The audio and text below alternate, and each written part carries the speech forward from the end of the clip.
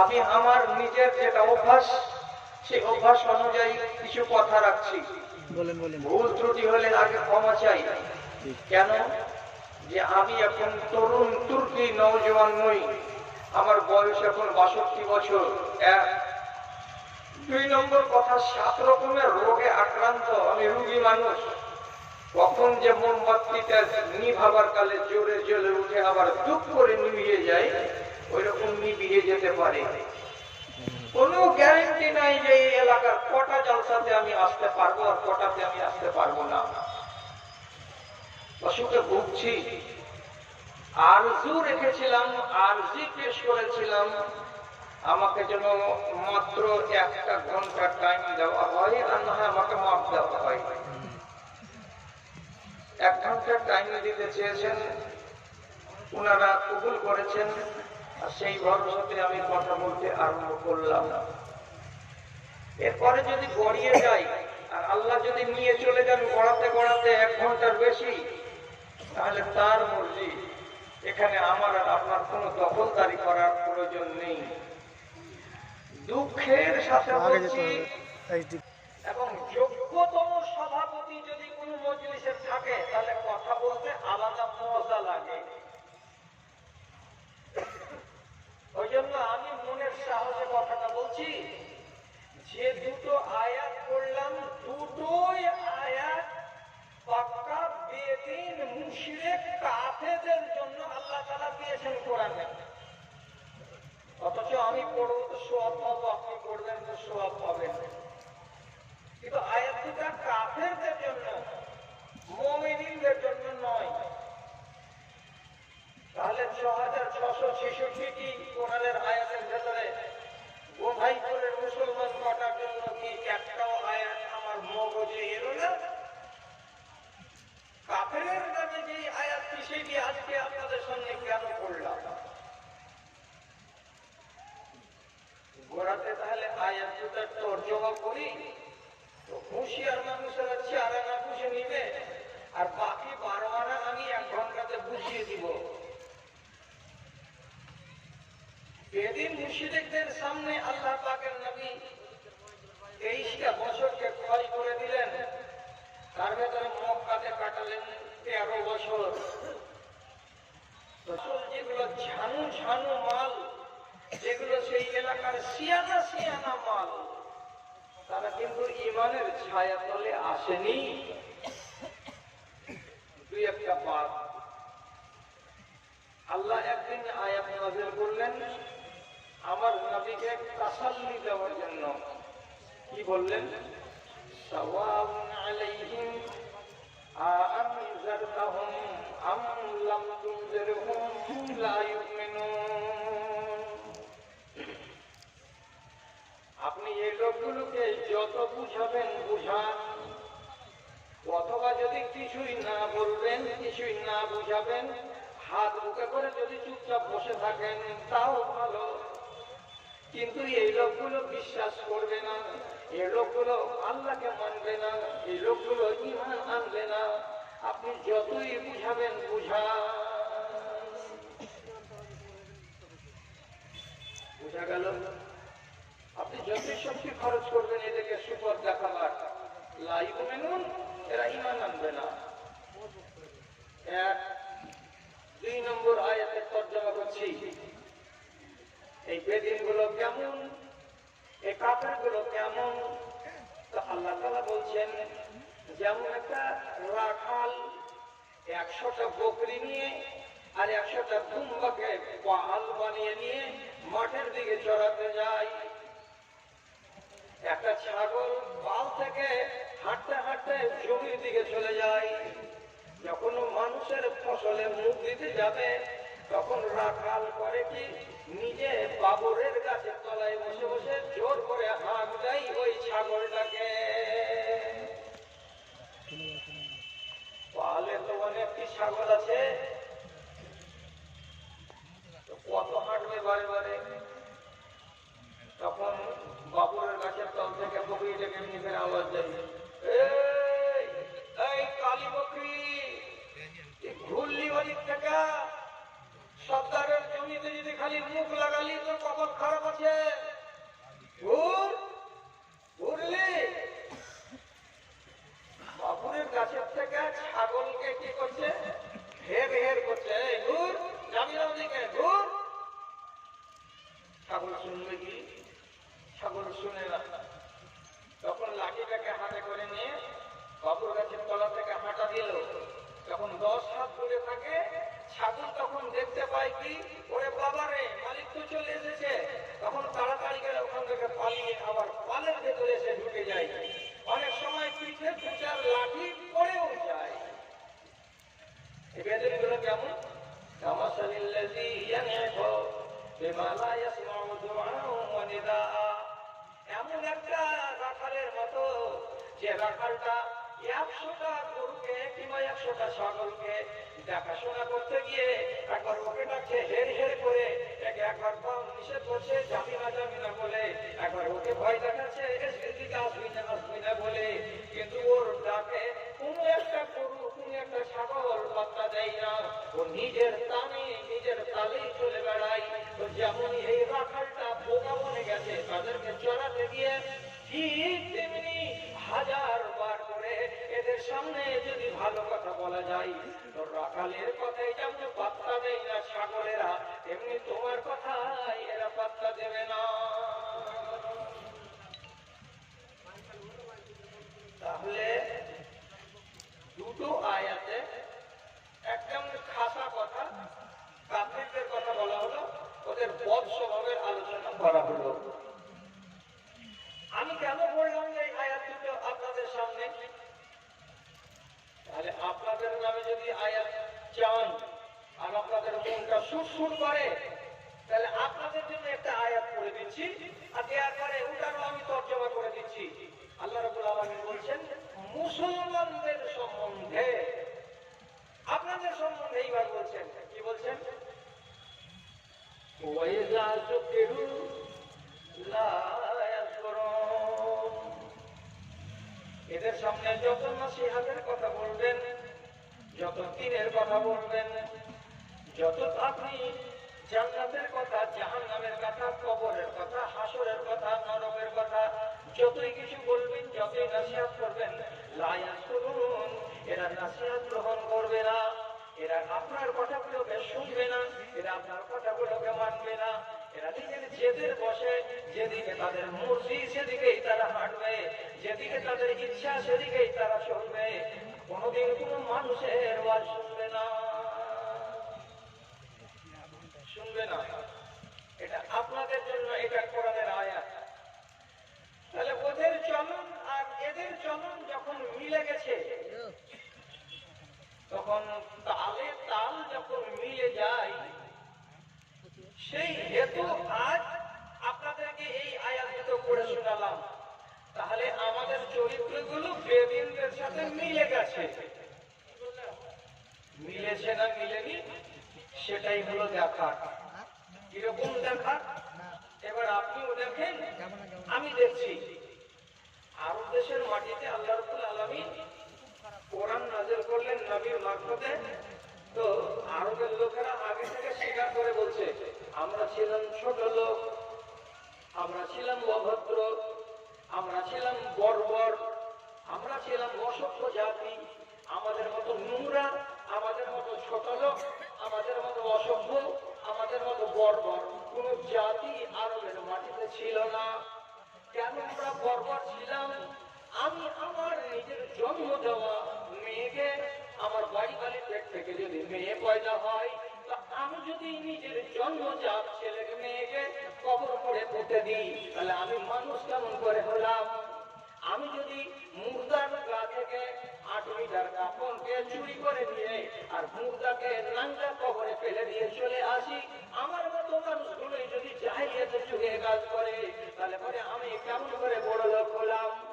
আমরা যদি নিজের বাপের মরে যাওয়ার পরে তার বাড়িওয়ালিকে বিয়ে করে নিয়ে থাকি, তাহলে আমাদের মতো ছোট লোক আর দুনিয়াতে কে হতে পারে? আমরা এই কাজ করেছিলাম। আমাদের স্ত্রীরা যদি কোনদিন জানতে পেরেছি যে তার মাসিক হয়েছে, তাহলে মাসিক হতে গেলে বিবি বিবিদেরকে নিজের চকিতে জায়গা দিতাম না, লাত মেরে বিছান থেকে নামিয়ে দিতাম। 4 দিন পরে তার হাতের পানি নিতাম না, তার হাতের দানা নিতাম না, তার হাতের খানা নিতাম না, তাকে বিছানায় শুতে দিতাম না।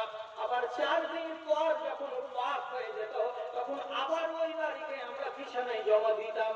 তাহলে পরে আমরা যদি নিজের বিবিকে মাসিক হওয়ার কারণে লাথি মেরে বিছান থেকে আলাদা করে দিতে পারি, তাহলে আমাদেরকে কে সভ্য জাতি বলতে পারে? আমাদের দেশের কোনো মেয়ে ছেলে ভাগ্যক্রমে যদি তার স্বামী মরে গেছে, তাহলে সেই মেয়ে ছেলেটিকে 1 বছর ময়দানে আমরা রেখেছি, বাড়িতে পা দিতে দিইনি। 1 বছর বাদ অনুষ্ঠান করে তাকে মাঠ থেকে বাড়িতে তুলে নিয়ে এসেছি। তাছাড়া আমরা তাকে বাড়িতে জায়গা দিতাম না। আমাদের বেটিরা যদি সাবালক সাবালিকা হয়েছে, তাহলে আজকের দিনের মতো বিবাহ আমরা দিই নাই। আমার একটা বেটি সাবালিকা হতে গেলে ঢোল দিতাম 10খানা গ্রামে, আর 10খানা গ্রামের ছেলে যারা যারা বিয়ে করতে রাজি হবে তারা আমার বাড়ি একটা ডেট অনুযায়ী আসবে। আর আসার পরে এক এক এক এক করে যতটি ছেলে বিয়ে করতে রাজি আছে ততটি ছেলে আমার বেটির সঙ্গে একবার করে সহবাস করবে। বেটি গর্ভবতী হবে, 10 মাস পরে বাচ্চা পয়দা হবে। আর এই বাচ্চাটা যেই ছেলেটার মতো হবে সেই ছেলেটার হয়ে যাবে, আর আমার বেটি তার বাড়িওয়ালি হয়ে যাবে। আর বাকি 15টা ছেলে যারা সহবাস করেছিল তারা এমনি এমনি চলে যাবে, তাদের কোনো ধার পাকড় হবে না। তাহলে এইরকম নোংরামি করেছি আমরা জাহিলিয়াতের যুগে। কোরআন আসার আগে আমরা ছিলাম আস্ত জানোয়ার, আমরা ছিলাম অসভ্য বর্বর। আমাদেরকে বড় লোক বানিয়ে দিল কে? আল্লাহর কোরআন। কোরআনে একটা আয়াত নাযিল করলো, পরের বেটির দিকে চোখ তুলে তাকাইও না, তোমার সমাজটা উন্নত হয়ে যাবে, ব্যভিচার দূর হয়ে যাবে, জিনা দেশ থেকে উঠে যাবে। একটা আইনকে মানো, পরের বেটির দিকে লোভের নজরে তাকাইও না। আইনটাকে মেনে নিল আরবের লোক। 4 বছর গত হলো না, আল্লাহ পাকের নবী ঘোষণা দিচ্ছেন সব মানুষের সামনে। কি বলছেন? লা তুসাফিরুল মারাত মিন মাক্কাতা ইলা হাদরামাউত ওয়ালা তাখাফুনা ইল্লাল্লাহ। এই আমার দেশের লোকেরা থেকে মক্কা পর্যন্ত 7 দিনের রাস্তা উঠে চড়ে আসবে আর উঠে চড়ে চলে যাবে। তার সাথে তার স্বামী রবে না, তার সাথে তার ভাই রবে না, তার সাথে তার বাপ রবে না, কোন একটা কেউ যোগানদার থাকবে না। একাই আসবে আর একাই ফিরে চলে যাবে। তার সাথে ব্যভিচার করা দূরের কথা, নজর দিয়ে কেউ তাকাবে না। কাবাতে এলো, তোয়াফ করে চলে গেল, একটাই বেটি ছেলে, সাথে ভাই কেউ না থাকে, যোগানদার না থাকে, আর 7 দিনের রাস্তা একটা বেটি ছেলে আসে এবং ফেরত চলে যায়। আপনি কি মনে করছেন দেশটা রহমতের নয়? গতকাল কোরআন আসার আগে সব হাইনার দল একটা মেয়ে ছেলেকে একাই গেলে লুটে পুটে নিত, আর আজ ওই দেশের মানুষগুলোই একাই ওর সামন দিয়ে একটা সাবালিকা বেটি ছেলে চলে যাচ্ছে। কোন নজরে কেউ তাকায় না, আর ইজ্জতকে লুটে নেওয়া অনেক দূরের কথা, অনেক দূরের কথা। তাহলে কত বদলেছে দেশটা? কে বদলাচ্ছে? আল্লাহর কোরআন। সুদ খেয়ে আর সুদ দিয়ে আরেক দেশের লোকেরা এক একজন ভিটা আর মাটি আর জমি আর জিরা সবকে একবারে শেষ করে দিয়েছিল। সুদে এমন শোষণ করে আর এমন করে মানুষকে চুষে শেষ করে দেয়। সুদের কানুন এলো, আল্লাহ তাআলা বললেন যারু মা বাকিয়া মিনার রিবা, সুদটাকে ছেড়ে দাও, মানুষের শোষণটাকে বন্ধ করে দাও, মানুষের কোমরকে ভেঙে দিও না। এইরকম করে মানুষকে যদি শোষণ করো তাহলে সমাজে এইরকম 2টা স্তর থেকে যাবে। তোমাদের ধনীদেরকে গরিবেরা কেউ ভালোবাসবে না। খবরদার খবরদার, সুদের কারবার বন্ধ করে দাও। সুদ উঠে গেল এমন পর্যন্ত কি মূল ধন নিয়ে সুদকে সবাই মাফ করে দিল।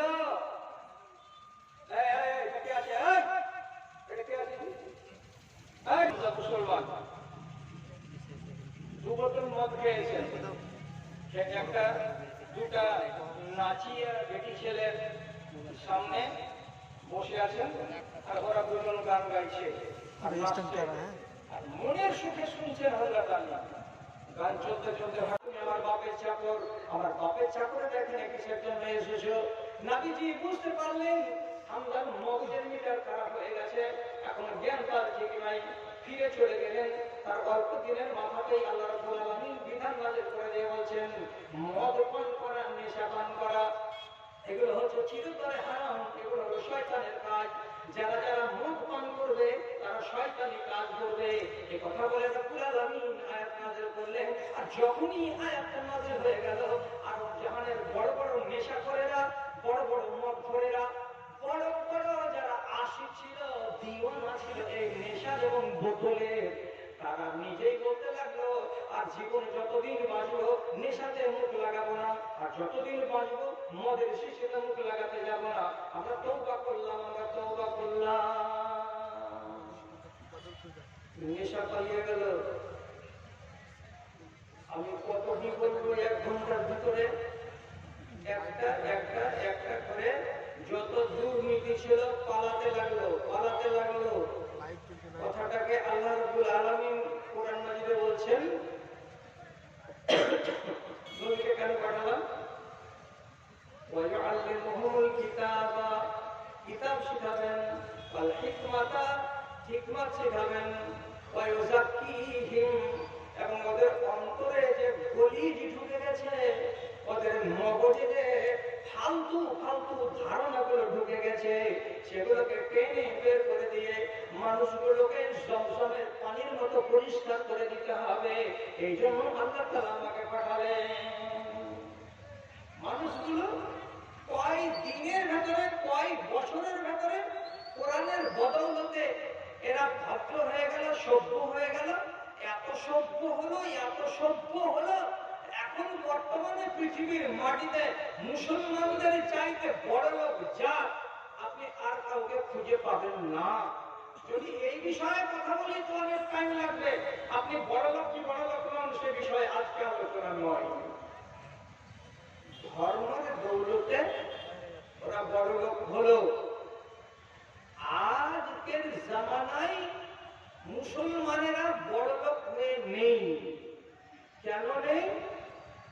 গোড়াতে চলেন। আয়াতটা কি করেছিলাম? ওকে ওয়াজ করো তবুও, আর ওয়াজ না করো তবুও ওরা সমান, ওরা সমান। করলেও যা, না করলেও তা।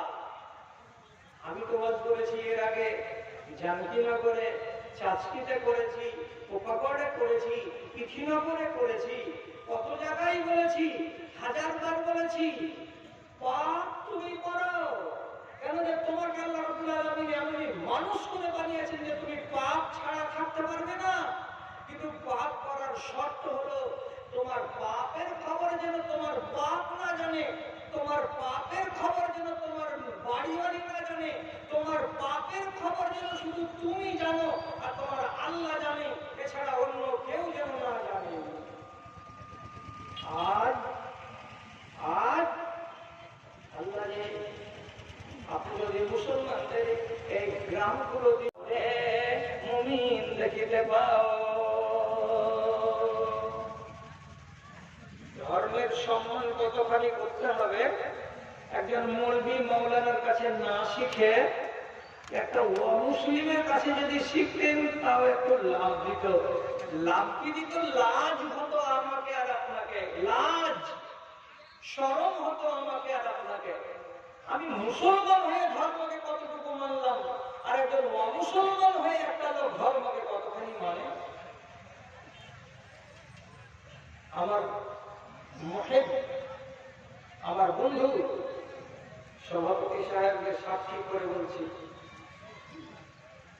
আব্দুল্লাহ বিন মাসউদের মধ্যে একজন সাহাবী, আর পা করেছিল এরকম বাঁশের মতন পাথর পাথর। রাসূলের জন্য মিশওয়াক ভাঙতে যদি গাছে উঠতো কাপড় শান্তিয়ে, নিচেকার লোকগুলো খালি ওর পা আর রানগুলোকে দেখতো আর খাট খাট খাট খাট খাট খাট করে হাসতো আর বলতো যে হ্যাঁ তোর এগুলা পা না আমার হাত হ্যাঁ, মানে আমার হাতটা যত মোটা ওর থেকে তোর পা গুলো তো পাতল, তুই কেমন করে ঘর গৃহস্থলী চালাচ্ছিস হ্যাঁ, ঠাট্টা করতো। 16 বছরের জোয়ান মক্কার ওয়াদুরে 60-70টা বকরি চড়াচ্ছে। রাসূল এবং আবু বকর সিদ্দিক দুজনে বেড়াতে বেড়াতে হাঁটতে হাঁটতে ওই পালের কাছে চলে গেছেন। এক পাল বকরি দেখে আল্লাহ পাকের রাসূল রাখালটাকে ডেকে বলছেন, এই শোনো। আব্দুল্লাহ বিন মাসউদ এগিয়ে এলেন, রাসূলকে বলছেন, তোমার এই ছাগলগুলোর মধ্য থেকে একটা ছাগলগুলো দাও, একটু দুধ দুহে নেব। 200 গ্রাম 300 গ্রাম যা দুধ হয় সে দুধটুকু আমি এবং আমার সাথী আবু বকর দুজনে ভাগ করে নিয়ে খেয়ে দিয়ে এখান থেকে চলে যাব। ও উকবা বিন আবি মুঈত যেই বেদিনটা নবীজির ঘাড়ের উপরে উটের ভুঁড়ি চাপিয়ে দিয়েছিল, সেই জালেমের এগুলো বকরি, আরে রাখালটা হলো সেই জালেমের।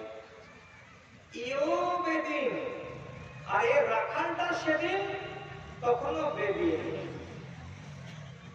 রাসূল যখন বলছেন একটা বকরিগুলো দিবে না, আব্দুল্লাহ বিন মাসউদ বলছে, মা আনা আফআলু লাইসাতি শাআতু লি, এই বকরিগুলো আমার নয়, কাজে আমি যখন মালিক নই তখন এই বকরি তোমাকে দুধ খাওয়ার জন্য আমি দুধ দোহার জন্য দিতে পারবো না। আনা মুতামান আলাইহা, এই বকরিগুলোর আমি হলাম আমানতদার, আমাকে আমার মালিক আমানত দিয়েছে, আমি আমানত রক্ষা আমানত খেয়ানত করতে না। তখন মুসলমান হয়নি, তখন আব্দুল্লাহ শুধু বেদিন। এখন মক্কা নগরীতে মাত্র 16টা মুসলমান, তার ভেতরে একটা আবু বকর, আর এই আবু বকরকে সাথে নিয়ে মাঠে গেছেন রাসূল। তো একটা বেদিনের মুখ থেকে ভাষাটা কি বেরিয়ে এলো, আনা মুতামানুন, আমি হলাম আমানতদার। কার? আমার মালিক উকবা বিন আবি মুঈতের। আমাকে বলে দিয়েছে হারগিজ ছাগলের দুধ দুহবি না, ভাই আসবে সন্ধ্যাবেলায় ছাগলগুলো দুহে বালতিতে করবো, আর করার পরে আমার পরিবারের লোকেদের যা লাগবে তাই দেবো, আর বাদ বাকিগুলো বাজারে আমরা বিক্রি করে দেবো, বাজারে বিক্রি করে দেব। খবরদার কাউরির কাছে তুমি এগুলো দিতে যাবে না। সুতরাং দিল না। একটা কাফের আমানত বুঝতে পারে, একটা বেদিন আমানতের দাম দিতে পারে, কিন্তু একজন বর্তমান জামানার মুসলমান আপনার ঘাড়ে আমানত চাপানো আছে। কি আমানত? আল্লাহ তাআলা কোরআনে বলছেন, ইন্না আরাদনাল আমানাতা, আমি আমানতটাকে চাপিয়েছি তোমাদের ঘাড়ে। তোমরা কারা? তোমরা মুসলমানেরা, তোমরা দায়িত্ব নিয়েছো, নবীর কাছ থেকে চলে আসছে সিলসিলা, হ্যাঁ আমি নামাজ পড়বো, হ্যাঁ আমি রোজা রাখবো, হ্যাঁ আমি যাকাত দেব, হ্যাঁ আমি ওসর বের করবো, হ্যাঁ আমি সত্য কথা বলবো, হ্যাঁ আমি হালাল খাবো, হ্যাঁ আমি সুদ খাবো না, হ্যাঁ আমি ব্যভিচার করবো না, হ্যাঁ আমি মদ খেতে যাবো না। এগুলো সব কিছু ওয়াদা নিয়েছি আমরা আল্লাহ রাব্বুল আলামিনের কাছে, নেওয়ার পরে আমার নাম হয়েছে মুসলমান। তাহলে আমি কেমন মুসলমান হলাম যে আমার দ্বারাই একটাও কানুন কেন রক্ষিত হয় না?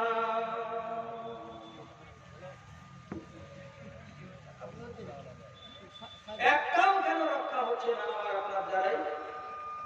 আর সে লোকটা বলছে আমি আমানতদার। তখন আমানতের কি দাম ছিল?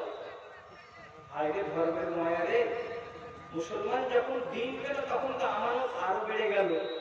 হ্যাঁ, এবার রাসূলুল্লাহ বলছেন, হাতিনি শাআতান লাম ইয়ানজি আলাইহাল ফাহাল, তুমি যখন দুধ হওয়া বকরিগুলো আমাকে দেবে না, তাহলে একটা এমন ছাগল দাও যেই ছাগলটার উপরে এখনো